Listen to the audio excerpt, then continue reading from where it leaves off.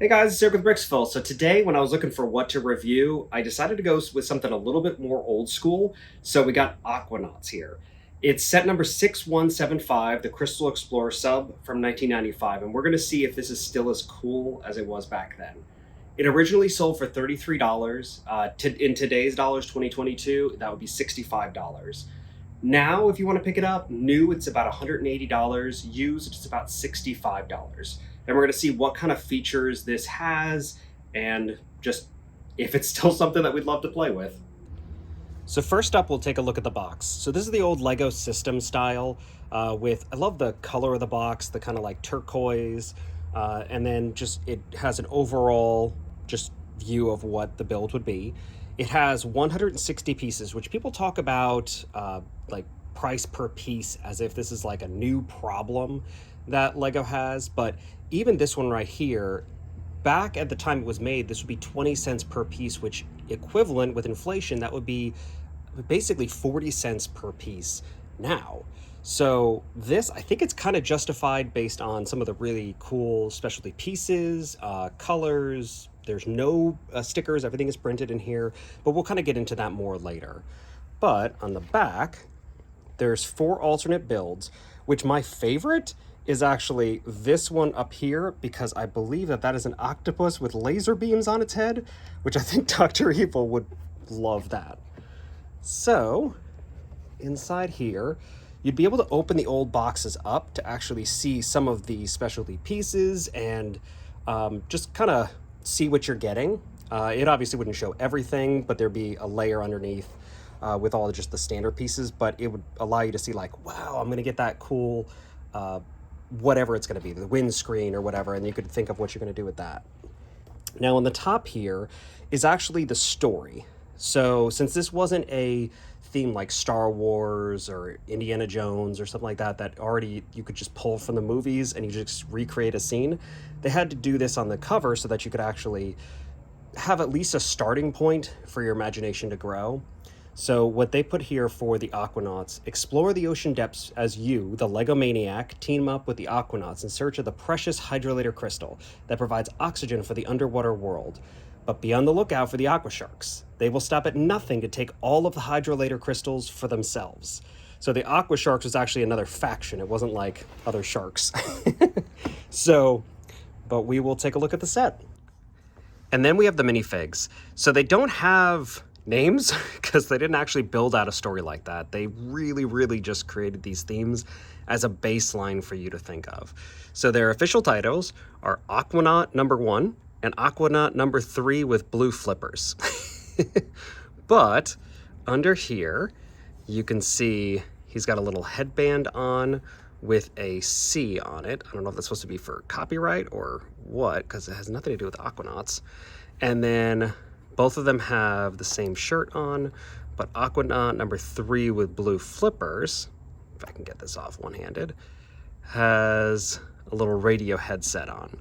And then their backpacks, which are the same except for the color, have a little kind of fan pattern on the back, clips where they can hold the chrome daggers that come with it, and then a little visor which does lift partially up, so if they're out of the water.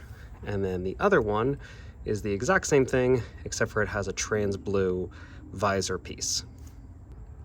For accessories, they had some pretty cool items. So they had 2 of these little, what they called hydrolator crystals, but it's a little 5-point crystal. They actually invented this mold for these sets, or this line of sets, and it's actually still in production today. Then you've got the octopus, which again, this line was actually the first time that they made this guy, but he can connect to a base plate or some other, just really anywhere with 4 studs. He's got 2 studs on top. The eyes can actually be attach points, so if you wanted to connect eyes, make, red, translucent one, so it's evil. And then these 4 endpoints here can hold rods or other items. Then over here, this little bush, little partial bush, was the first time that this was included in sets, was this line. But the other one, the green one, that's pretty standard across a lot of lines, and was invented 5 years before this. So then the star of the show is the sub itself. So this has some really cool pieces on it, and really sold this line. So starting out, you have this little arm here, which can go in pretty much any configuration you'd want.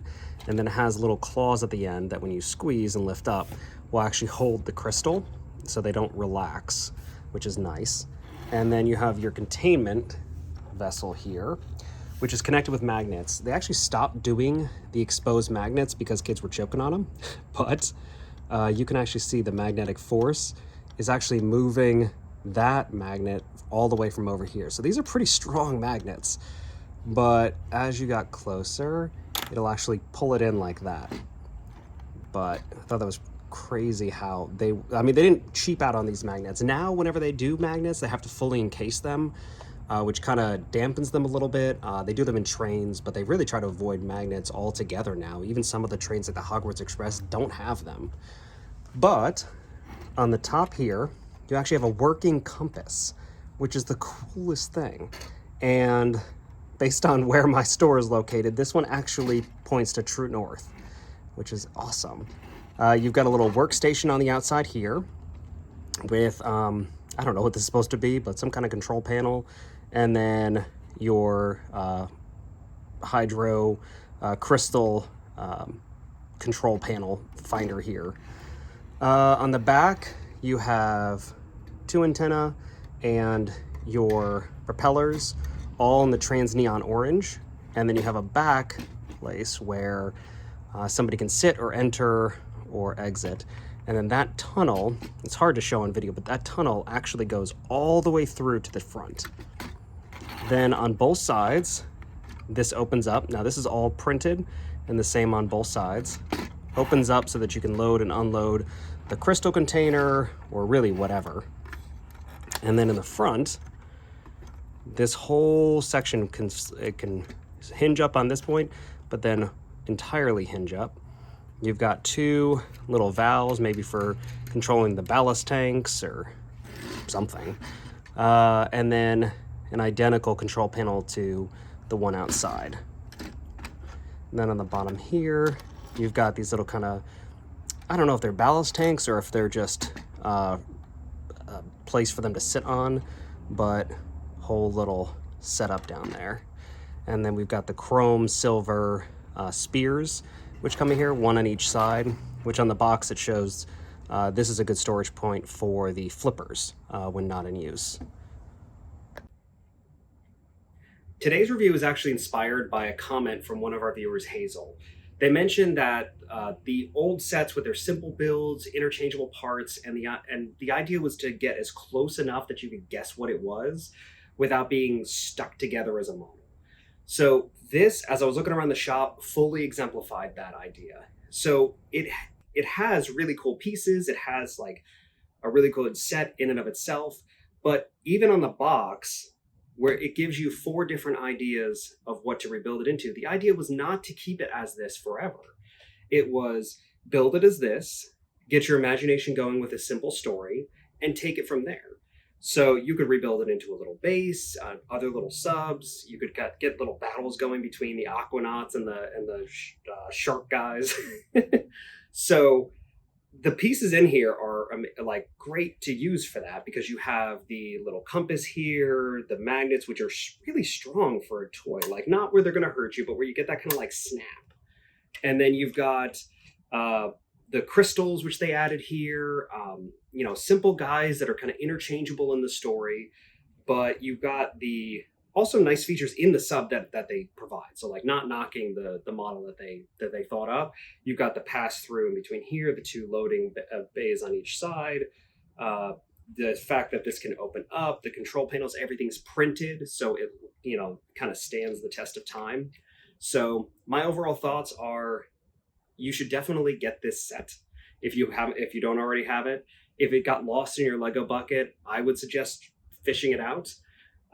And this is just a really cool set for its pieces too. So if you don't have everything, find these little pieces, the little compass, and use it in your sets today.